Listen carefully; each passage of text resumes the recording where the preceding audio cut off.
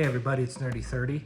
Just wanted to say thank you for joining me for the last part 3 of my Whatnot review. I wanted to apologize about how long it's taken to get this video made. It's been a hellacious week. It's been getting cold here, down to the 20s, which is cold for me, may not be cold for you, but my furnace went out, so I had to have a new furnace put in today, which was expensive and of course not something that I was hoping to do right after Christmas. But anyhow, I have the final numbers for the collection and what we paid and whatnot. So I'm gonna do a cost breakdown for that after I roll this clip from me opening. I apologize. I don't have a face reaction for that. I've got the last bit of my packages in, and I was dealing with not having any heat in the house, so I just wanted to get the footage done real quick and wanted to get that reaction recorded so I could get that get this video out. So anyhow, I will be back after this clip so we can go over numbers.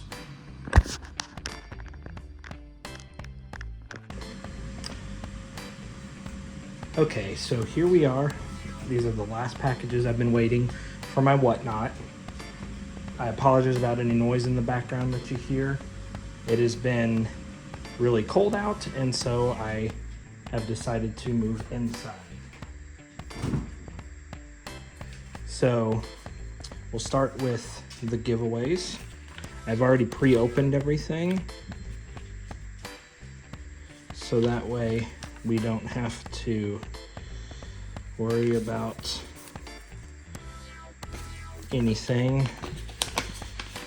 And so this was, looks like a sticker, Minecraft themed sticker giveaway. That's pretty cool. That'll actually work real well because I have a Trinitron that I'm sticker bombing because it's an ugly old bird that came from some barracks at a military base, so it's all beat up, but it still works. This giveaway, this next givey, looks like this was a patch. Oh, it's kind of cool. Don't believe I've been given a patch before. Let me check. Yeah, that. And then the last giveaway, $1. That's funny. Nice. Okay, I was definitely not expecting that one. That's pretty funny. Let me look in. Yep, that's everything for the giveaway. So stickers, a patch, black ice, and $1. Okay, so the first package we have is Back 4 Blood, sealed for the PS4. I think I paid $7 for this. It's loose in the case. That seems to be a common trend with the PS4 games. And then, just to make sure, let's see, pack and slip goes that way. Okay, so let's see, first game is Kingdom Hearts 3 for the Xbox One. This is a pre-owned game, so if anybody knows about what these sealed pre-owned, they're not sealed, but like refurbished games, I'm not sure. That's what makes sense to me. Next is Dragon Ball Z The Breakers. Dragon Ball The Breakers, I'm sorry, let me rephrase that. This one is a new copy. I think I paid like $7 for this one. I think I got this for like $12. And finally, ooh, this one's heavy. We have, okay, I remember this one. Motto Anomalies. I believe this one may have been a giveaway. I don't remember purchasing this one, but looks like something. It's pretty cool. It's a PAL game. Hold on, give me a second.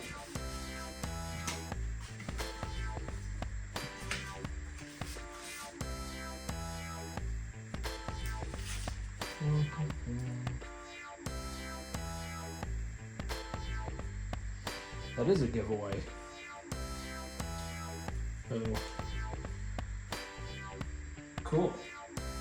So, anyhow, let me get this out of here. So these were the last 4 games I was waiting on. Once again, Motto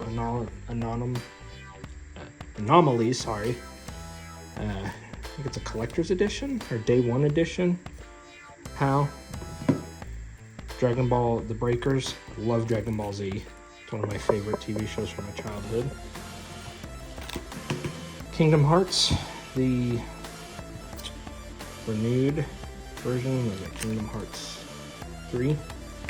And then Back 4 Blood.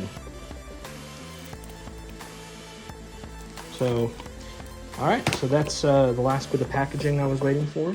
So I'm going to tally up everything and then I'll see you in the conclusion. Thanks. Hey everybody, I'm back. So I hope you enjoyed that last little bit as much as I did. I was pretty excited to get this series to a close. I was super happy with all my purchases. And if you haven't caught up with it, please consider checking out part 1 and 2 in my videos to get caught up. And as you can see behind, I do computers, latest endeavors are CRTs. This little guy, nothing little about this little guy. This is my 36-inch Toshiba that I picked up on the side of the road and then got home and realized it doesn't turn on, so I'm gonna have to crack that one open. But anyhow, so I hope you enjoyed that unwrap, so let's get to the numbers. So behind the pinball game are the most important part of this whole review, are the numbers. So I went through line by line of my Whatnot activity history in the app, which will show you every game you purchased or any transaction you've made, giveaway, how much you spent, and you can see taxes, shipping, etc. So after tallying everything up, we had a grand total of $843.66 spent. Not gonna lie, I spent way more money than I expected. That is one thing that I will say to be cautious of with Whatnot, is that hey, it's 15 bucks swipe, hey, it's 15 bucks swipe, is super easy to realize, or to spend, $100 without realizing it. So that kind of happened a little bit with me. So anyhow, the next thing that I did was I tallied up the value of the video games that I purchased, and this number is $747.24. Now keep in mind, with that original number, you have cost of the game, taxes, and shipping. So what I did was I went through every line item and I added up the shipping to see what I spent on shipping versus the value of the games. So what was spent on shipping of the original number was $94.39. And so I subtracted the shipping from the first number and got that number and compared it to the value of the games to see if we were either positive or negative. And factoring in the giveaways, we were positive $21.46. So I spent that much money and I added $21.46 in value to my collection, and I added 50 games. Now, what I have learned from Whatnot is that you should take your time and do some reviews before you start purchasing. You know, watch some tutorials, read some guides or whatnot. So I am going to finish up with some final thoughts that I have, and then that'll wrap up the video. Okay, so I hope that everybody enjoyed the series. I wanted to say thanks to everybody for showing up to the videos and watching, and the views have been good on the channel, and I appreciate the content. So if you found this review of Whatnot or my reactions useful or enjoyable, please consider giving my channel a like or subscribe. I do not market my channel at all. Maybe call me a boomer or old or whatever. I do not like I don't have much social media, so I don't market the channel on like TikTok or TikTok or TikTok or whatever the stuff are. All of my subscriber base are people who have found me through YouTube. So the final thoughts that I found for Whatnot, do I think it was worth purchasing the games? I'm gonna go with a yes, but on it. So the first part that I liked about Whatnot is you get to interact with the item. It's as close as you can get without going to a store. So good channels that I had like 30 Rock games. I think they were probably my favorite person that I bought games from. A second contender was Double Mint Games. They sent me, I think I purchased 9 games from them, and they were packaged excellent, and the value was a little bit below price charting, and the games were just as advertised. And there was another one, MW Games. I purchased a few games from him, and both times that I purchased from MW Games, he was helpful, and he took time to answer questions. And if he had the item that you were requesting, he took time to show it. And there are some guys that just make their money through sales, to just mega volumes of selling games, and they'll do sudden death, and they're like, okay, here you go, boom boom, that's what you get, and you know, that's not enough time. So MW Games, Rock 30 Games, and Double Mint Games, those are my top 3 favorite Whatnot sellers that I purchased games from and was happy.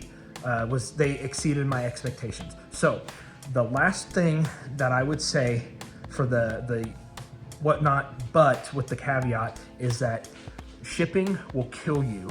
So what I have learned is, if you're going to purchase from Whatnot, try to stay in a stream.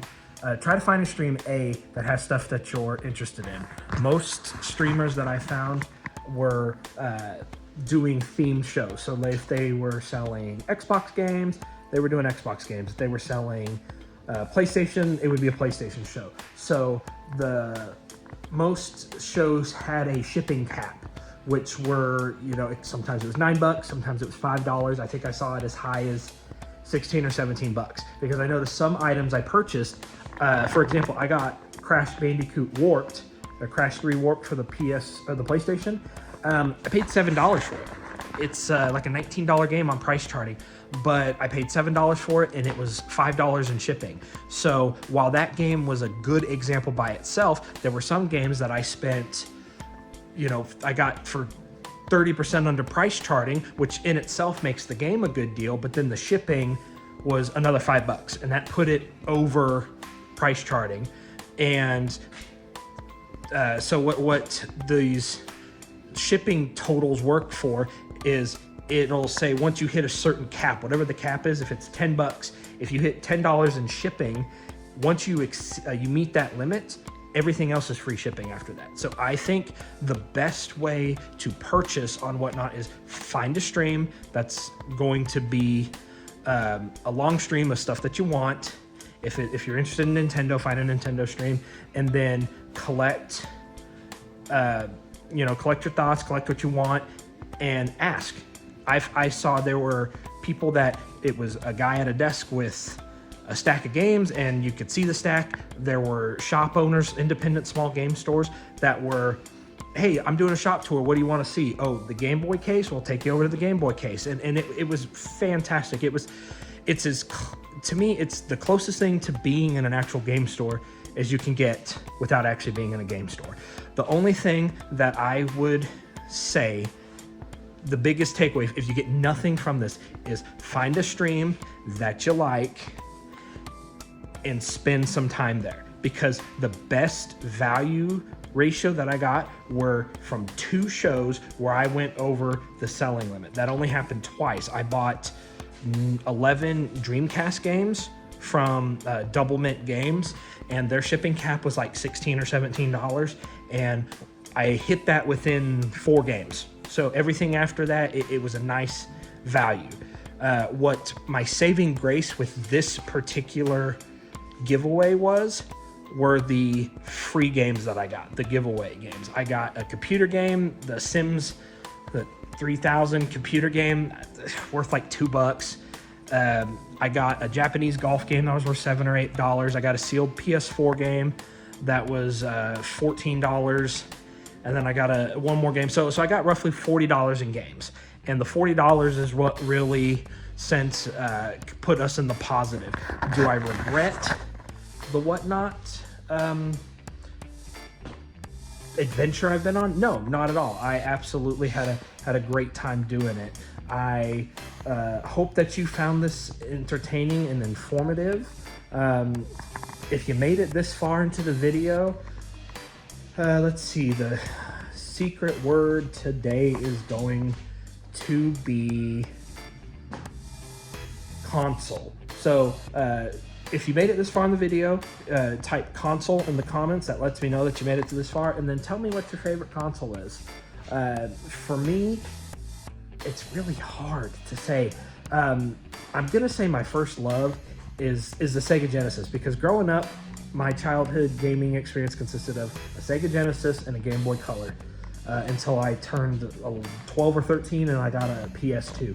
So the PS2, the Sega Genesis, and the Game Boy Color were like the first 15 years of my gaming, until I got a Game Boy Advance and a GameCube when I was 16 back in 2006, and I gamed for about a year past that, and then I moved into PC gaming, and by the time I was 17, I was straight up old school RuneScape and computer games. That was it. Or RuneScape at the time for us old timers. And I actually, the first time I sold my entire collection was back in December of the year I got married. I sold it about a month before I got married to help pay for my wedding. So once again, I like it. I recommend Rock 30 Games, Double Mint Games, and MW Games. So smash that like button gently. Don't break your phone. Leave a comment. I like constructive criticism. I'm sorry. Hopefully nobody's getting sick with the moving around. It's cold, and so I also kind of like this vlogging style. It's a little bit more personable, I think, and it doesn't take as much structure. So after days like today where we were super stressed that with the heater, because we haven't had heat for a week, and we had like 5 or 6 HVAC guys show up, and then there were 2 parts delays, and then like they went to lunch and they were gone for a few hours longer than they said, because the owner of the company surprised them with like a nice lunch, which was great for them. But like, I'm trying to get my heat on. We have a cold snap coming in tomorrow, and it's supposed to be down to like 15 degrees. So just dealing with that and watching how the money went out was just super stressful. So doing the videos in this informal setting is just easy for me. So if you don't like it, let me know and I'll work harder on it. The only other thing that I have is to maybe kind of give you a sneak peek of what I'm looking at doing. I'll be right back. Okay, so what you're looking at is the corner of my garage. So I have a 2-car garage. I'm very lucky to finally have a garage. I have been an adult for almost 20 years, and I've never had a house with a garage. And that was one of my selling points for my current home. So what you're looking at is my half of the garage, and I am standing in the open space where my wife's car is. So what we have found is that this wall, thank goodness, is not load bearing, which you could tell because I actually fell through the ceiling earlier this last summer and haven't gotten back to patch that hole. It's actually letting a lot of cold in, but so because of that, you can see the beams are running this way and not this way like the wall is. So what you're looking at is eventually, I think hopefully by the summer, is going to be my new YouTube studio. So I have measured and I can go, so this wall is 8 foot off the wall. It's about 7 foot deep. And I think we're gonna bring it to about here. If we go up to the bracket, from the bracket to the wall is 13 foot. And I don't want to go any farther than this out, but I don't want to make it hard for the family to get in and out of the car. So I'm thinking instead of here, we're going to move it to about here. So if I incorporate this into a room and I wall this off, insulate it, run some electrical work, and then throw a mini split, I should have a nice about 120, I think my math on it's about 120 to 130 square foot studio. So that's going to be a nice quiet space for me to come out here and work and continue to make YouTube content while still having storage space, a storage space, a workspace. We're hopefully going to get a tornado shelter in the corner, and then allowing my wife to park her vehicle in the house. Or in the garage, not in the house. That would be bad. So once again, that's all I got for you. I hope that you enjoyed the content. I'm Nerdy30, and I'm signing out.